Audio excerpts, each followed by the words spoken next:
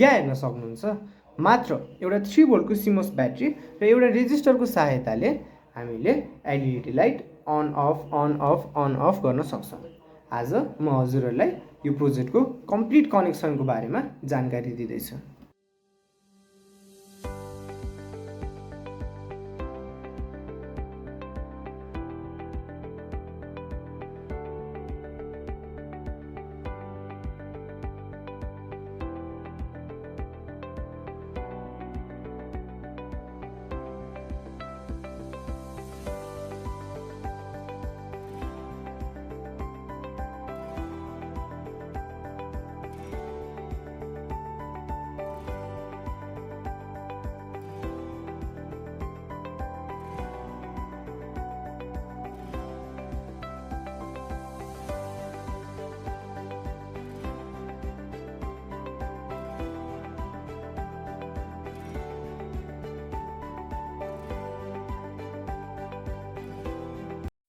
हामीसँग त्यो प्रोजेक्ट लगायत अन्य 60+ प्रोजेक्ट्सहरूको लागि चाहिने कम्पोनेन्टहरू यो स्टार्टर किट टुलबक्समा रहेको छ। तल डिस्क्रिप्सनमा हाम्रो वेबसाइटको लिङ्क रहेको छ, त्यहाँबाट अर्डर गर्न सक्नुहुन्छ।